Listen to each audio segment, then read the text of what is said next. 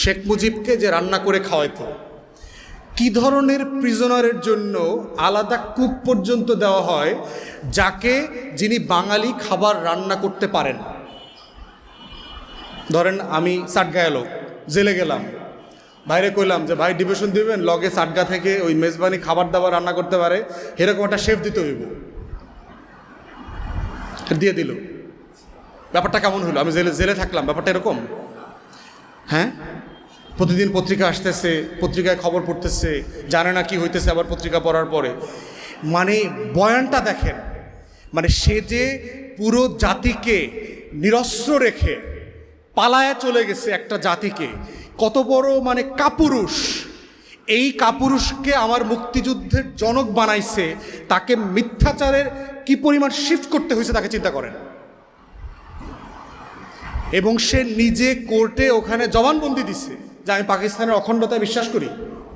কোর্টে, পাকিস্তানের কোর্টে তার বিরুদ্ধে রাষ্ট্রদ্রোহিতার মামলা হয়েছে, তো সে কোর্টে বলছে না আমি পাকিস্তানের অখণ্ডতায় বিশ্বাস করি। এবং সেইটার জন্য তো সে কাজও করছে, কাজ করে নাই। ভারত থেকে বাংলাদেশে এসে প্রথম কি বলছে? ভারতে গিয়ে গান্ধীরা বলছে না সৈন্য উঠায় ফেলতে হবে। তো শেখ মুজিব যদি এত ভারতপ্রেমী লোক হয়ে থাকে, এত যদি মুক্তিযুদ্ধের সপক্ষে শক্তি হয়ে থাকে, তাহলে ভারতের সৈন্য উড্র করলো কেন? যৌক্তিক প্রশ্ন না?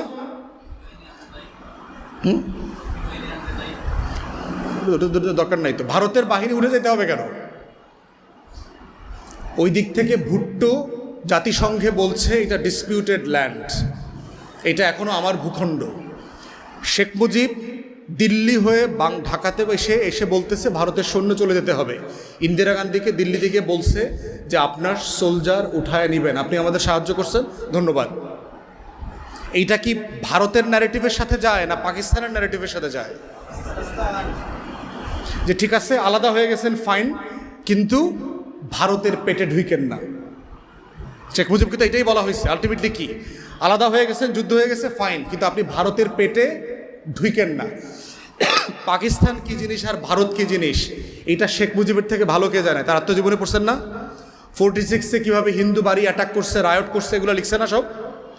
46-এর কলকাতার রায়টে শেখ মুজিব কোন লেভেলের মারামারি করছে এগুলো বলছে না? গোপালগঞ্জে, ফরিদপুরে কীভাবে হিন্দু বাড়ি পোড়ায় টোড়ায় দিছে, এগুলোর গল্প বলছে না সে? সো দুই রাষ্ট্রকেই সে ভালোভাবে চেনে। এখন এইটা বলার মধ্য দিয়ে কি আমাদের স্বাধীনতার আন্দোলন ছোট হয়? না, ছোট হয় না। এটা কোনোভাবেই আমার মুক্তির লড়াইটা ছোট হয় না।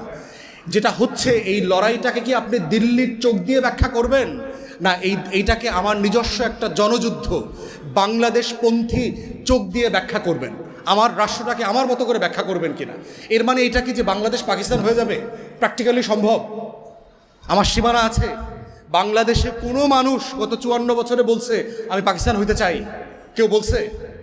কিন্তু দেখবেন যে প্রত্যেক দিন যারাই দিল্লির আধিপত্যবাদীদের বিরুদ্ধে কথা বলে তারা বলে ও পাকিস্তানপন্থী। খেয়াল করছেন? আমরা কেউ কি কোনোদিন বলছি যে আমরা পাকিস্তান হইতে চাই? বাংলাদেশের কোনো পলিটিক্যাল পার্টি কোনোদিন বলছে 71-এর পরে? বলে নাই তো। তাহলে সেই জায়গাতে দেখেন, আপনি বাংলাদেশের মুক্তির লড়াইটাকে কোন চোখ দিয়ে ব্যাখ্যা করবেন, এটা হলো বিষয়। এগুলো বলার মানে এটা না যে আমার মুক্তির লড়াইকে আমরা ছোট করছি।